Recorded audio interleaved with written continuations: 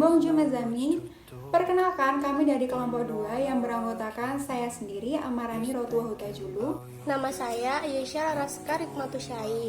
Nama saya Margareta Vivin Wulandari.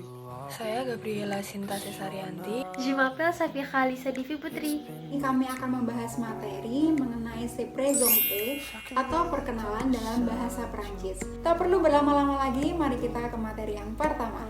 Jadi teman-teman, cara menyapa di dalam bahasa Perancis ini sama dengan bahasa Indonesia yang dibagi menjadi dua, yaitu formal dan informal. Formal ini ketika kita ingin berbicara dengan orang yang berusia di atas kita maupun orang yang belum kita kenal. Penggunaan kata yang tepat yaitu bonjour. Ketika kalian ingin berbicara dengan ibu guru, kalian bisa menggunakan kata bonjour madame.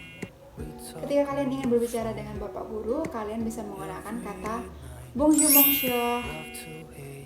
Kemudian informal ketika kalian berbicara dengan orang yang sepantaran dengan kalian, bisa itu sahabat, teman. Penggunaan kata yang tepat yaitu salut. Misalnya salut Amara. Kemudian ada kuku. Kuku Amara. Selanjutnya untuk memperkenalkan diri yaitu je me présente yang berarti saya ingin memperkenalkan diri. Kemudian kalimat selanjutnya kalian bisa menggunakan je m'appelle yang berarti nama saya.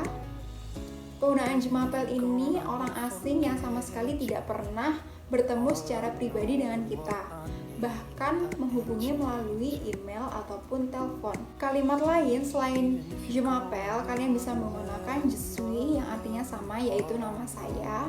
Namun perbedaannya, orang yang sudah tahu nama kita bahkan pernah bercakap melalui telepon atau email, tetapi tidak pernah atau belum pernah bertemu kita secara pribadi. Kemudian ketika kalian ingin memperkenalkan orang lain, kalian bisa menggunakan kalimat je vous présente. Kalimat ini merupakan kalimat formal.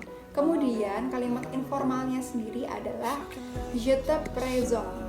Ketika kalian ingin memperkenalkan, kalian bisa menunjuk orangnya. Jika orang itu laki-laki, kalian bisa menggunakan kalimat il s'appelle.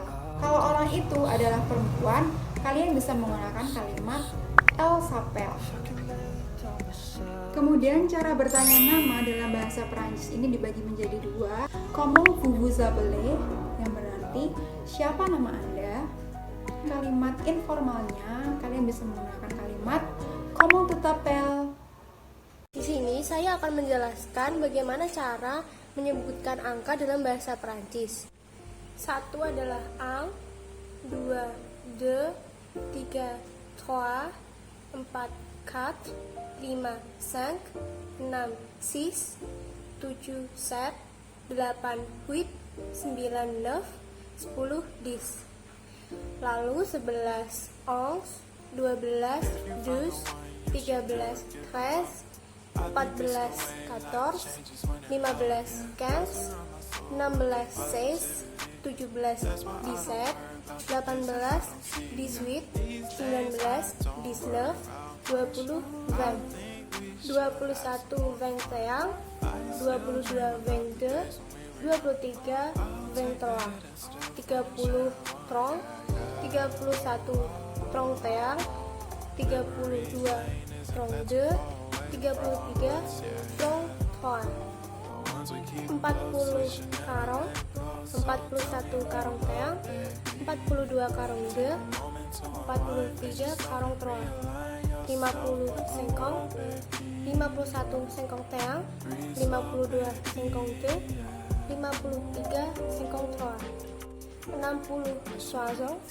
61 soazong teang, 62 soazong de, 63 soazong troa. Lalu selanjutnya adalah cara menjelaskan usia. Contohnya, j'ai 18 ans, yang berarti saya berumur 18 tahun. J'ai mengandung kata kerja avoir yang sudah dikonjugasikan. Lalu setelah kita menyebutkan angka, kita menambahkan kata ons yang berarti tahun. Lalu yang selanjutnya adalah cara kita menjelaskan tanggal lahir. Contohnya, je suis né le 20 janvier, yang artinya saya lahir pada tanggal 20 Januari. Atau pada contoh lain, je suis né le 16 mars, yang artinya saya lahir pada tanggal 16 Maret. Nah, setelah kita mempelajari mengenai usia dan tanggal lahir, yang akan kita pelajari selanjutnya dalam materi Sepresong kali ini adalah mengenai la nationalité atau asal kewarganegaraan dan l'adresse atau tempat tinggal.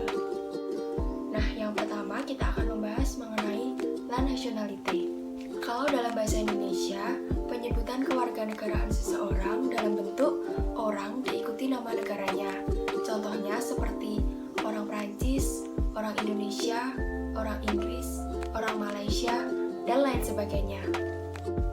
Sedangkan dalam bahasa Prancis, kita mengenal maskulang dan feminan untuk setiap kata bendanya.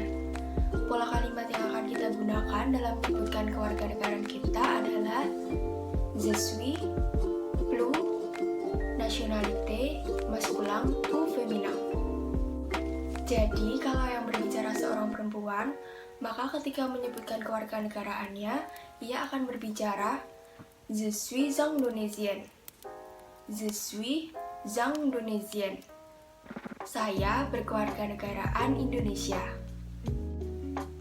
Sedangkan jika yang berbicara seorang laki-laki, maka kalimatnya menjadi je suis Indonésien. Je suis Indonésien. Saya berkewarganegaraan Indonesia. Bon, répétez après moi s'il vous plaît. Oke, ikuti setelah aku ya. Je suis Indonésienne. Je suis Indonésienne. Je suis Indonésien. Je suis Indonésien. Oui, très bien. Untuk situasi formal dan informal, pola kalimatnya tetap sama ya. Bon, selanjutnya kita akan mempelajari l'adresse. L'adresse adalah ungkapan untuk memberitahukan di mana kita tinggal. Dalam bahasa Prancis, untuk menjelaskan l'adresse kita menggunakan pola kalimat j'habite plus a plus nom de ville. Setelah kita mengatakan j'habite a, kita bisa langsung menyebutkan nama kota di mana kita tinggal. Contohnya seperti j'habite à Yogyakarta. Saya tinggal di Yogyakarta. J'habite à Bandung. Saya tinggal di Bandung. Dan lain sebagainya.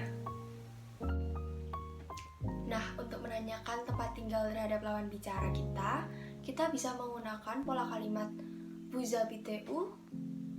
Vous habitez où? Untuk situasi formal. Dan tu habites où? Tu habites où? Untuk situasi informal. Bon, itu tadi untuk la nationalité dan l'adresse. Jangan lupa dipraktikkan dan selamat mencoba. Selanjutnya, saya akan menjelaskan sedikit materi tentang profesi atau les professions dalam bahasa Prancis. Yang pertama, untuk menjelaskan apa profesi kita terhadap orang lain, kita menggunakan verba bantu être.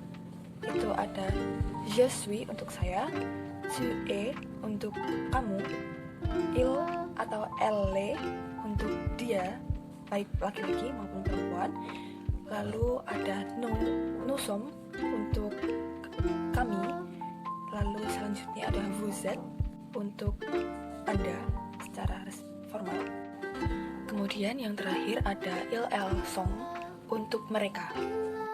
Contohnya, untuk saya sendiri, je suis étudiant, atau saya adalah seorang pelajar, atau bisa disesuaikan, saya adalah seorang mahasiswa. Kemudian untuk contoh lainnya ada tu es acteur untuk laki-laki, ada tu es actrice untuk perempuan, lalu il est vendeur untuk laki-laki, elle est vendeuse untuk perempuan. Vous êtes technicien untuk laki-laki dan vous êtes technicienne untuk perempuan.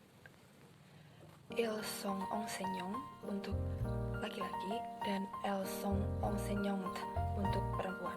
Ya, saya akan menjelaskan materi tentang kegemaran, bagaimana cara kita mengungkapkan apa yang kita sukai, hal apa yang kita minati atau hobi kita dalam bahasa Prancis. Kita dapat menggunakan verba adorer dan aimer.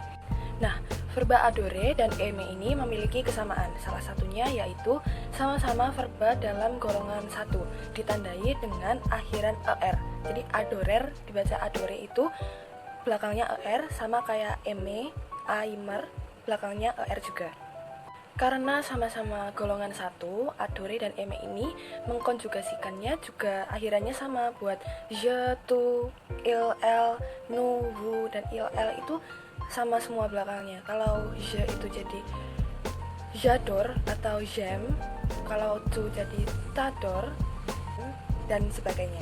Jelasannya ada di sini. Contohnya, misal saya menggunakan kata chocolat atau coklat, itu berarti j'adore le chocolat. Itu artinya saya sangat mencintai coklat, atau bahkan saya memuja coklat karena coklat itu benar-benar kesukaan saya. Jadi bisa diartikan seperti itu. Kalau untuk aimer itu berarti j'aime le chocolat. J'aime le chocolat itu artinya aku menyukai coklat. Itu di bawahnya adorer, di bawahnya j'adore. Jadi nggak semencintai itu, tapi aku tetap menyukai coklat. Aujourd'hui, je vais vous parler de famille. Sebelum kita memasuki materi anggota keluarga dalam bahasa Prancis, saya akan menjelaskan il y a trois types de famille en France. Il y a une famille traditionnelle, une famille monoparentale, et une famille recomposée. Une famille traditionnelle adalah keluarga yang terdiri dari dua orang tua dan anak kandung. Selanjutnya, une famille monoparentale yang terdiri dari satu orang tua dan anak kandung. Selanjutnya, ada une famille recomposée, terdiri dari keluarga yang memiliki anak. Anak ini hanya memiliki satu orang tua kandung dan satu orang tua tiri. Selanjutnya, kita akan mempelajari tentang les membres de famille atau anggota keluarga dalam bahasa Prancis. Les parents, orang tua, terdiri dari le père et la mère, ayah dan ibu. Les grands-parents, kakek dan nenek, terdiri dari le grand-père et la grand-mère, adalah kakek dan nenek. Le fils et la fille, anak laki-laki dan anak perempuan. Le frère et la sœur, saudara laki-laki dan saudara perempuan. Les beaux-parents adalah mertua. Le beau-père et la belle-mère, mertua laki-laki dan mertua perempuan. Le petit-fils et la petite-fille, cucu laki-laki dan cucu perempuan. Le cousin et la cousine, sepupu laki-laki dan sepupu perempuan. L'oncle et la tante adalah om dan tante. Le neveu et la nièce adalah keponakan laki-laki dan keponakan perempuan. Dan yang terakhir, untuk artikel le, ela, le adalah untuk laki-laki dan la untuk perempuan, seperti le père et la mère. Selanjutnya, bagaimana cara mengucapkan ayah saya dan ibu saya? Ayah saya itu memakai artikel mon père, mon, dan untuk ibu saya adalah ma mère, memakai artikel ma. Jadi mon untuk laki-laki dan ma untuk perempuan. Baik, terima kasih banyak.